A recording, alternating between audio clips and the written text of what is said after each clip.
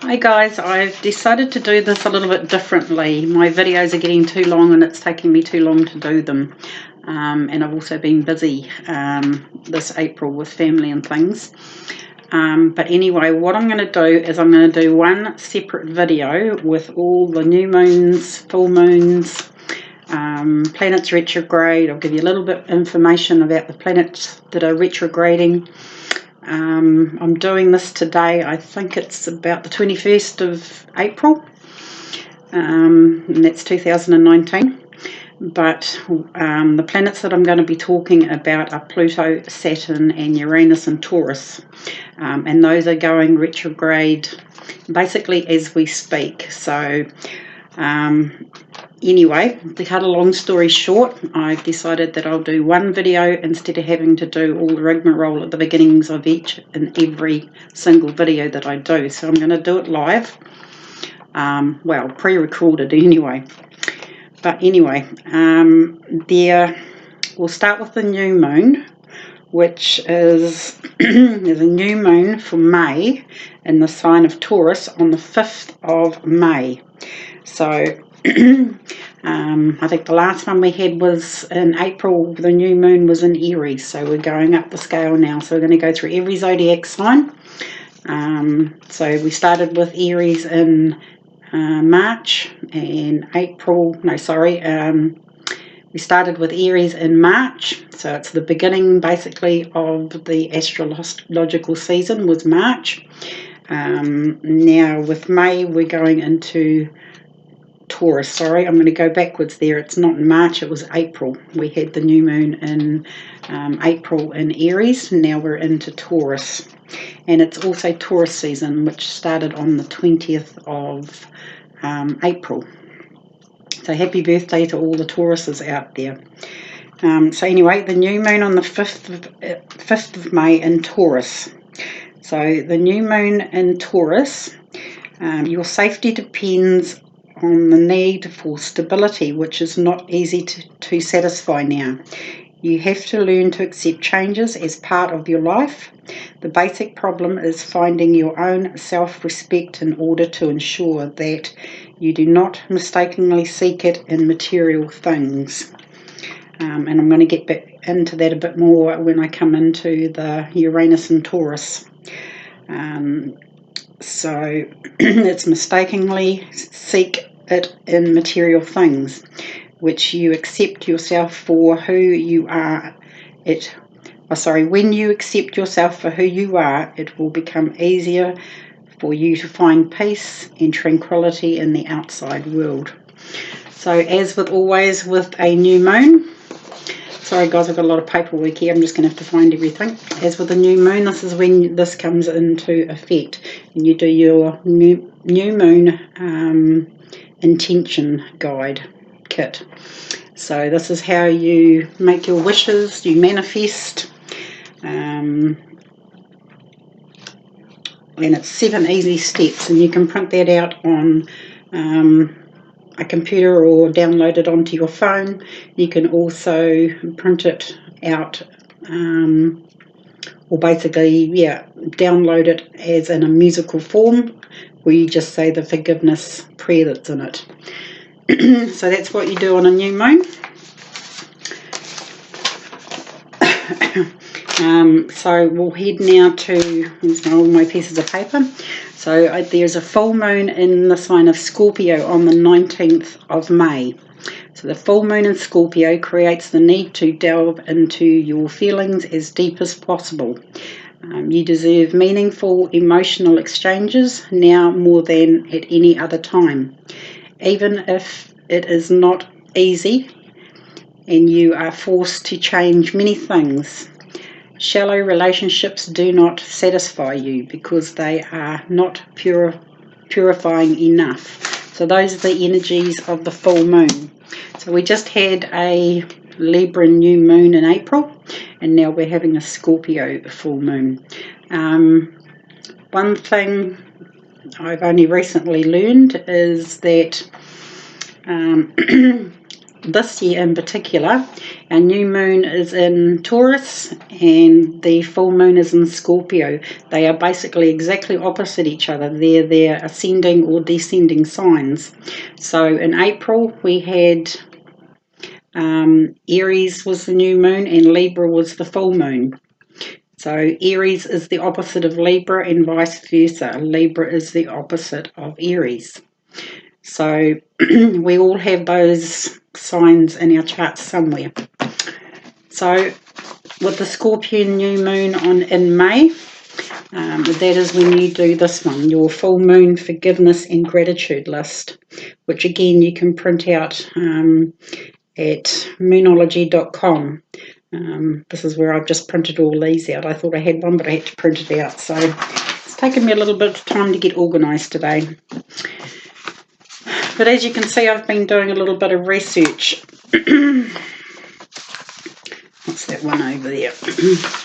I'll probably start with this one first. So I'm going back with the numerology. May is an 8 universal month. I'm just going to put my glasses on. It's probably half my problem. I can't see it. Old age, eh? Okay, so May is an 8 universal month. I'm just going to read what it says on these sheets of paper. Hold on to your hats. The 8 universal month has arrived. After a slow and restful April, at least that's what the cosmos was trying to get you to do. The numbers have powered up, offering us a strong and capable vibration this month. 8 is the number of mastery, in particular, mastery over the flow of energy in the world, which means this 8 universal month will be calling on you to step up into your power. Commit to a purpose or idea and prove that your work in the world has value. Incredible gifts are available under this numerology cycle. The 8 is well known as a number of money and material wealth, but you must be open to receiving them. And if you're not, how will you ever know they've arrived? Another thing about an 8 universal month is that it will hold you accountable. Yes, watch your back, as you will get caught out if you cut corners, cheat the system, or lose chance. Cheat the system or lose chance a client. Not that you would. But the 8 doesn't take any prisoners. So that's basically, in a nutshell, what we're dealing with. So I'm just having a quick look forward here. I've already covered the new moons and full moons.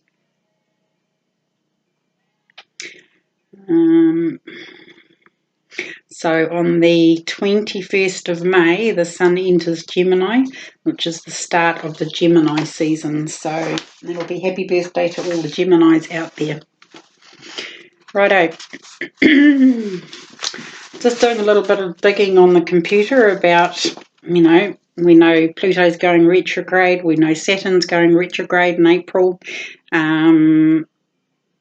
We know Jupiter's just gone retrograde. Jupiter is the benefic, what they call the benefic planet. It's the planet where, good fortune, all that sort of type thing comes. So, but I'm going to start with Pluto here. So Pluto retrograde starts on the 24th of April. And it's at 25 degrees of Capricorn. So it's actually retrograding in the sign of Capricorn. And the retrograde goes through to October the 3rd at 20 degrees Capricorn. So with Pluto, it's a slow-moving planet. It's retrogression. It starts at 25 degrees and it goes back only 5 degrees to 20 degrees of Capricorn. The major influence on Pluto's retrograde this year is Saturn. Saturn conjuncts Pluto, which means hard work and serious business. All right, I'm just going to get rid of that piece. So this is what the planetary influences of Pluto this year are meaning. So Pluto retrograding.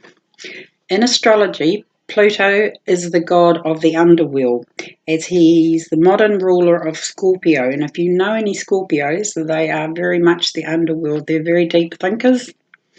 But anyway, I'll carry on reading. It symbolizes how we experience power, sex, death, renewal, rebirth, and hidden or subconscious forces. So Pluto is retrograding on the 24th of April and in the sign of Capricorn, and then goes direct on October the 3rd at 20 degrees Capricorn. So everybody has Capricorn in their star signs or their birth charts somewhere. So I think I'm going to try and put a link at the bottom of this video that you can go and do a birth chart if you so choose. And you can find out which house Pluto's in, which house Saturn's in, Uranus, Jupiter, all those sorts of ones. So you know what house it's actually going to affect, as in where this renewal will come from Pluto going retrograde. So, okay, I'm going to carry on here. Pluto is a brutal master. He is unrivaled in his ability to break down structured existences, which is what most folk mean when they say, which is what most folk mean to say when they invoke the holiest of terms, transformation. If Uranus breaks and Neptune dissolves, Pluto destroys. It is an atomic bomb to Neptune's mist and Uranus's lightning bolts. Just remember I said that. And so Pluto is a planet that basically is quite brutal. But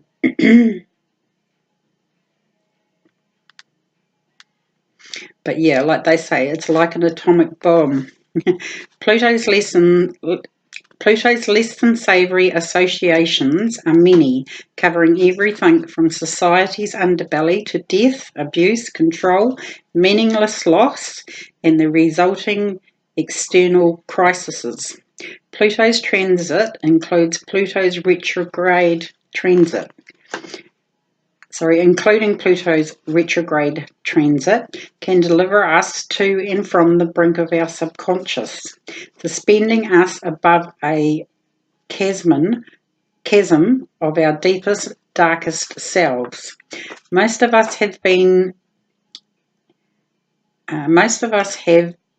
areas within us where this dark stuff tunes, that inner compost pile where we send the unpretty thoughts to lie still and be quiet. When Pluto retrogrades, we are given an opportunity to dive below the surface and better acquaint ourselves with the psychic unconscious material. Because Pluto is an incredibly slow-moving planet, transits from Pluto to a natal planet may last 3 years or more. This is one key reason that Pluto's retrograde transits are important. Very easily, Pluto's transit can dominate entire years of our lives. If one of our natal planets is caught in the crosshairs of Pluto's retrograde station, the effects may be particularly intense and long-lasting. Amongst the planets, there is Slow, and then there is Pluto, taking up to 248 years to orbit the Sun. Pluto can stay in a sign for anywhere from 12 to 32 years. So, from what I've been investigating, it looks like Pluto is in the sign of Capricorn for many years. It's up over 30 years, so it could be about 32 to 37 years. Excuse me. Pluto first entered Capricorn for the first time in January the 25th in 2008 and will only exit Capricorn for good on November the 18th, 2024. Once a year, every year, until Pluto enters Aquarius, Pluto will retrograde in Capricorn for almost half the year. So we have this in effect for quite a long time. Like I said, 2024 to me is a long way away. I'm just going to have a drink of water. So we have this effect of Pluto. This is why I started investigating it. What does Pluto mean? What does the planet do? But yeah, Pluto will retrograde in Capricorn for almost half the year. So this is where, if I can, I will put a thing to do a birth chart down, find out where Capricorn is in your birth chart, and also Pluto. Okay. So the meaning of Pluto's retrograde in Capricorn. Capricorn is a sign of tradition and business as usual. As an earth sign, Capricorn's manner is grounded and persistent as it slowly plods towards its goals. With Saturn as the ruler of Capricorn, Capricorn has connections to authority, achievements, and a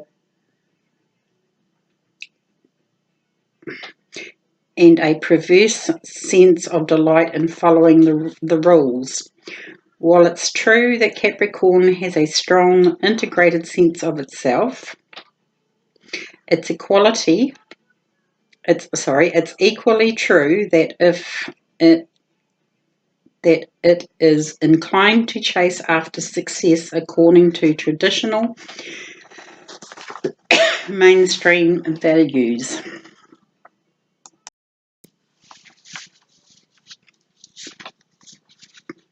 So yeah, that's a little bit about it. So in Capricorn, Pluto has his target set on busting up the bigwigs. It is no coincidence that the Great Recession, which toppled many long-standing institutions, coincided with Pluto's entry into Capricorn. Who's really in power?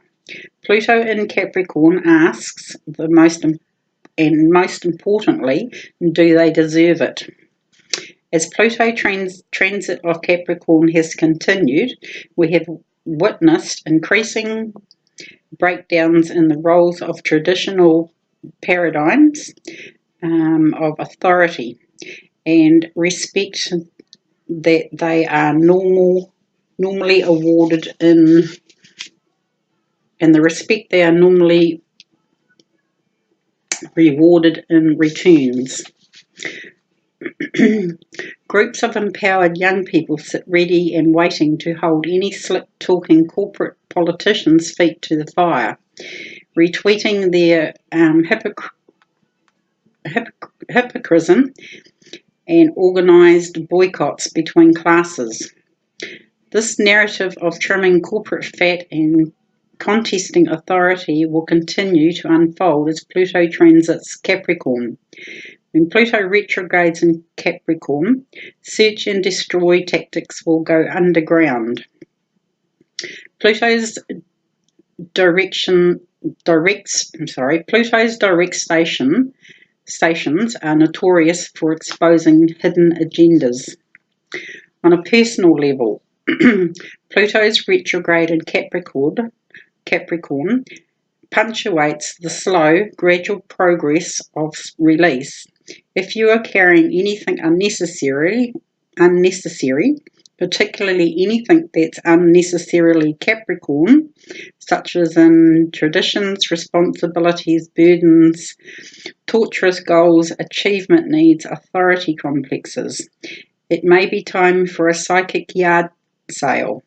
The only way to walk with Pluto is to hand over everything you like. Like lava rising from below, Pluto will burn through everything within you.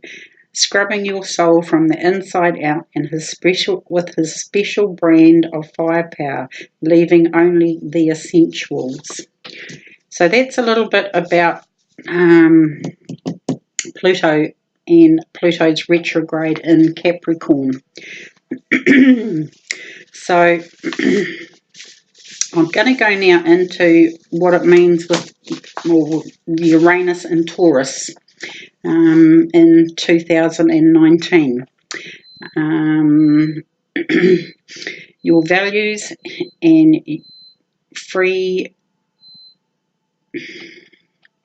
I'll start that one again. Uranus and Taurus 2019 will revolutionize your values and free you from material possessions. Now, if you remember what I said back here in I think it was the full moon in Scorpio,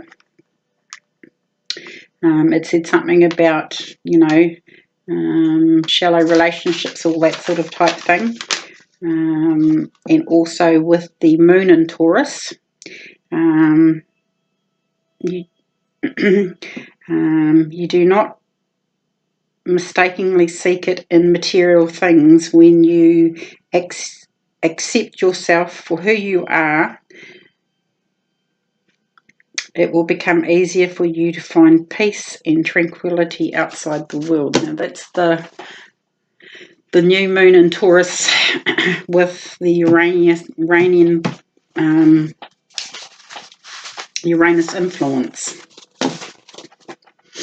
So I'm just going to read a little bit that I got off the internet. Uranus entered Taurus on March the 6th, 2018 till July the 7th, 2025. So I'm just going to read what I've printed out here. There's a massive shift upon us, although I'm pretty sure some of you have already experienced its primary effects firsthand. In the end, we are all a reflection of the cosmos, and these universal energies are constantly flowing through us and all around us. Uranus and Taurus 2019 officially kicked off on March the 6th.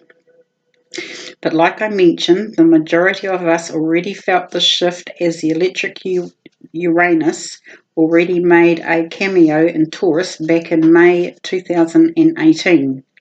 However, the cosmic rebel planet stationed retrograde in August 2018 and re-entered Aries in November 2018 until it finally stationed direct in January of this year. So that's when it was in Uranus, and it is now in Taurus. Granted, this is a bit complicated to comprehend, but I will do my best to explain. For starters, let's talk a little bit more about Uranus so we can make sense of it all. In astrology, Uranus, aka the Great Awakener, is the planet of chaos, technology, rebellion, and unexpected change. Taurus, on the other hand, is a symbol of finance, value, possessions, and sensual pleasures. Now, what happens when we combine both of these energy? Well, given Taurus's need for comfort, routine, and security, the influence of Uranus will definitely be shaking things up. For instance, Taurus is an earth sign, as it is a practical, dependable, and very much in tune with the five senses.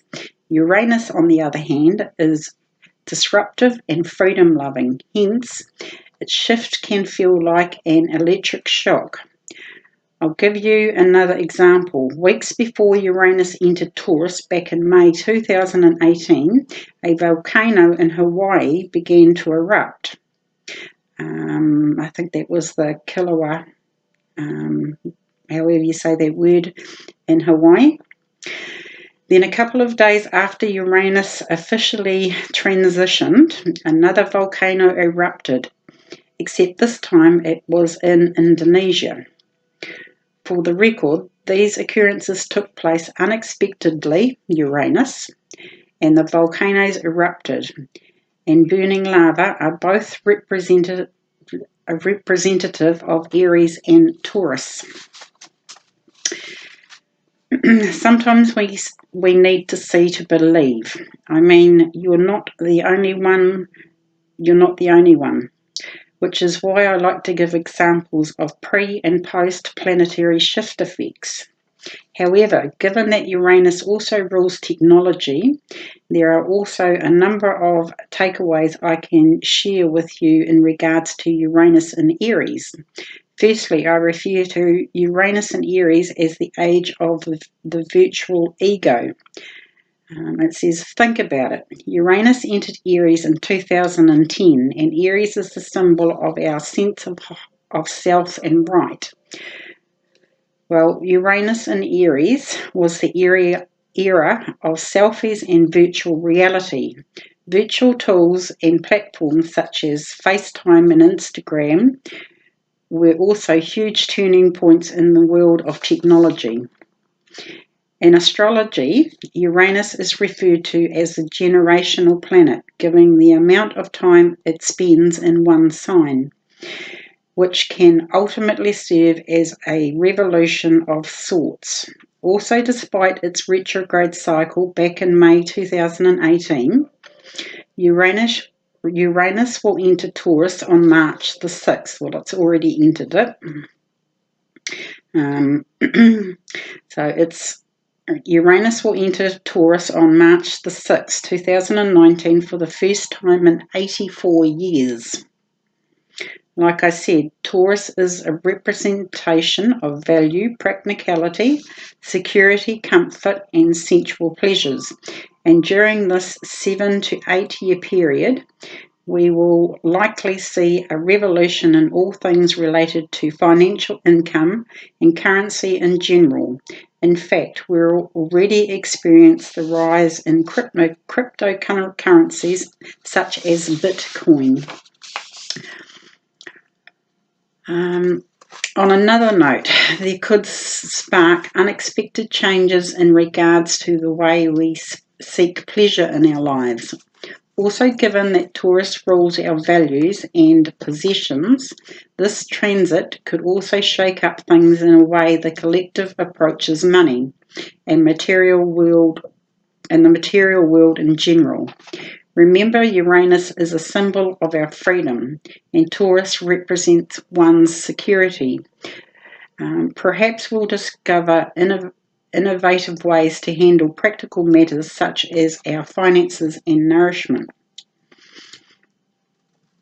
I keep thinking about virtual tools like Instacart and Uber Eats. Although I'm not going to lie, all this technology is starting to intimidate me. But then again, it's only a matter of time. So that's a little bit about Uranus and Taurus, and a few examples there of when it was in Aries and is making its way through Aries with volcanoes erupting. Uranus is quite closely tied and linked to mountains erupting, all that sort of type thing. Anyway, I'm going to go now into, because Saturn is one of the rulers of Capricorn, and Saturn is also going retrograde in April, at the end of April. So I'm just going to read this little bit as well. Okay, Saturn's retrograde cycle. Saturn is retrograde in 2019 from April the 29th to September the 18th, 2019, and it's in the sign of Capricorn as well. So there's a lot of Capricorn energy, and a lot of these planets are actually affecting the sign Capricorn. So this is where I say some people need to, if you so choose, You need to do a birth chart and find out where Capricorn is in your birth chart, and also planet Saturn, Pluto, all those sorts of things. We've all got these planets somewhere in our chart. So I'll carry on here. Saturn is a stern, serious and authoritative planet, the taskmaster that takes a whopping 29 years to complete a cycle around the Sun, also known as our solar return. So once you've had it in your sign, it takes another 29 years for it to get back to where it was in your sign. Saturn stands for structure, boundaries, limitations, lessons, and it challenges us big time. This planet shows us where to develop discipline through its placement in our charts, and eventually to become a master. The zodiac sign your Saturn appears in your birth chart reveals more about the area you'll be gaining solid footing and expertise. So this is why I say it's quite important to actually print out a birth chart and find out where all these planets are. More so now than ever. The Saturn in astrology is likened to a teacher, a grandfather or uncle. Think of him as a grandfather clock with his relatedness to time. He is a masculine planet and is the second largest in our solar system behind Jupiter. Now Jupiter is also retrograde, so Jupiter's having a little bit of a play here too. It is cold, dry and slow, whereas Jupiter is warm, moist and speedy. It gives structure and meaning. Saturn oversees Capricorn and is the traditional ruler of Aquarius. This planet is authoritative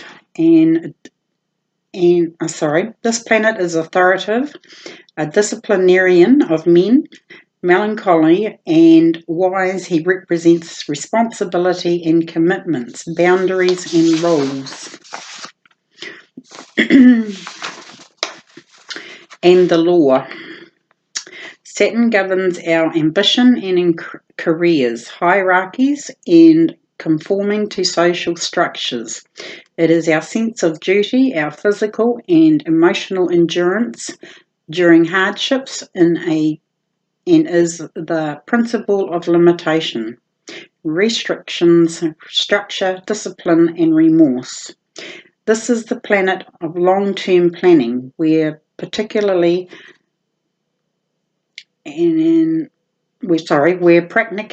and realism is needed. So Saturn's retrograde 2019 starts on April the 25th at 20 degrees Capricorn and ends on September the 18th at 13 degrees Capricorn. So it's only going back, it's going forward a little bit and then it's retrograding back 13 degrees. To 13 degrees. Saturn is the lord of karma. Retrograde motion is a time when karma is sorted out. Therefore, Saturn's retrograde is a double dose of karma. Karma is a form of energy that is very real. Like Saturn, it is very closely bound to time. Past, present, and future blurred into one. If you have been bad in the past, then at certain predestined time, an event will occur to teach you a lesson. If you have been good in the past, then at a predestined time, an event will occur to reward you for the good deeds. With Saturn in retrograde motion, the karma will relate to how responsible you have been in the past. The lesson associated with Saturn's retrograde in 2019 relates to your thoughts and words. It will be especially challenging if you have a history of teasing or verbally abusing people. Pessimism or indecision make this a difficult time for making important decisions. Saturn direct 2019 brings a much brighter outlook, especially for making important decisions about your home, family, and relationships. This could be a major positive transformation in your life. So there wasn't a lot of, well, I couldn't find a lot of information about Saturn, but that's about all I could find on it. So I'm hoping that, I know my reading skills aren't that great, and I don't like being on camera, but anyway, I'm doing my best I can. But yeah, that's just what we've got to deal with until at least sort of September and beyond. Like they're saying, you know, Pluto's retrograde for a good half of the year sort of type thing, and it's not leaving Capricorn anytime soon. A lot of these planets we've never had to deal with. It's been 84 years sort of type thing since Uranus has been in Taurus. You know, that's a hell of a long time. I wasn't even alive. Most of us wouldn't have even been alive. So we're all going through this together. And yeah, I just thought I'd put it out there and do this a little bit differently so I can just carry on and just do the card readings without all this. So tell me what you think, guys. I have another set of new cards, a new deck of cards, and this one here. It's another one by Diane Cooper, but it's the Animal Oracle cards. Well, Archangel and Animal Oracle cards, sorry. So I've been having a little play with those. My cards are all out ready to go. So I'm going to use my trusty pendulum, wherever it went to. Here it is. And I'm going to pick some cards. So until we meet again, make sure you comment and like on some of these videos now. Like I said before, some people don't realise how long these actually videos, and they are free, how long they actually take to make. And because they are general readings, I have to give an overview of that card for every certain situation, and especially what comes up as my gut instinct to what that card means. So we'll probably leave it there. But yeah, this is your intro into your card readings, your life path readings for May 2019. So I've done it once, I don't have to do it again, and I can just go straight into reading your cards, okay?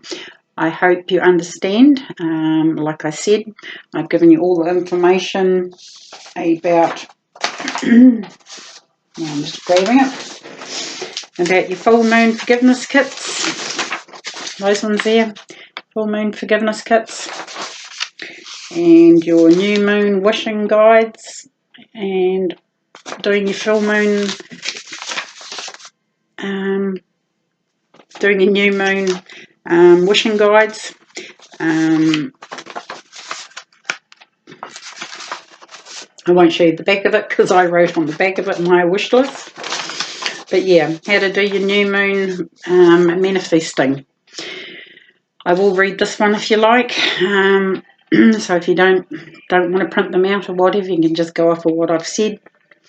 Remember that the new moon is the time to make your new moon wishes and intention list.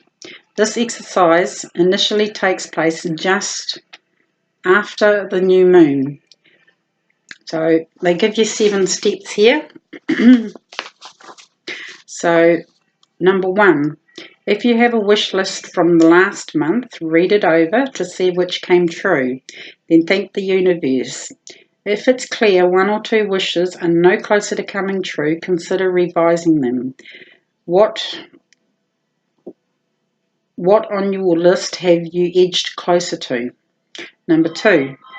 Decide on your top 10 wishes or intentions for the coming 4 weeks.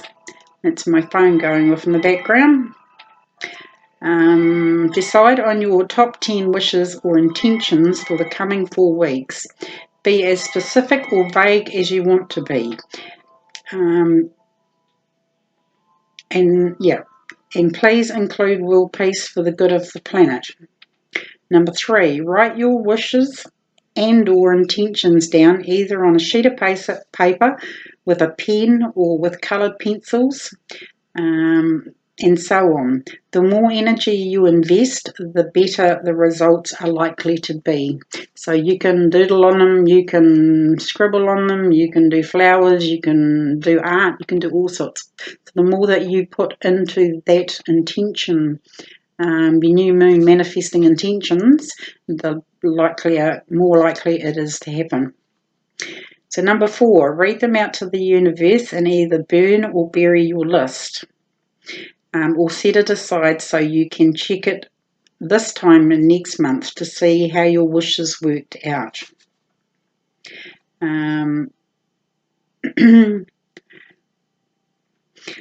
It also says down here, this is the crucial bit, really feel how it would be, really feel how you would feel if and when your wishes came true. Hold those feelings. Number 5, get on with your week, safe in the knowledge that you have expressed your wishes to the universe.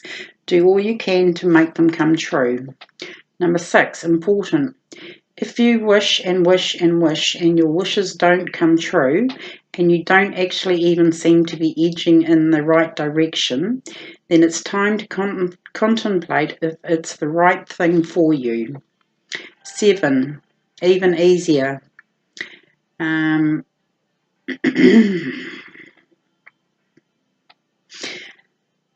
Alternatively, you can just say, or as often as you like all month, I surrender to the Divine Mother, the world's oldest language, and implies a trust the goddess will bring you what is best for you. Good luck and blessings. I'll read that one again. Alternatively, just say, I surrender to the Divine Mother, or God or goddesses, whichever you believe in, whatever. So, but that's just the new moon one.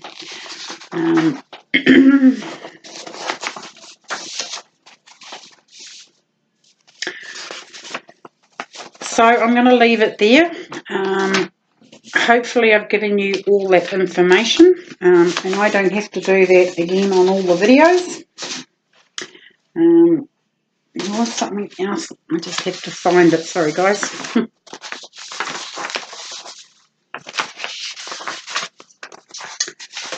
There's pieces of paper everywhere. Oh, that's what I was going to do, yes. I did pull out a little bit of information that I already had on Jupiter. Jupiter is known as the planet of benevolence, casting a soft, warm glow over our lives. It lends encouragement and friendly assistance. It can also be very lucky. So that's just a little bit, but these are all in the houses. So on that note, I'll leave it there, and I'll see you all back for the life path readings.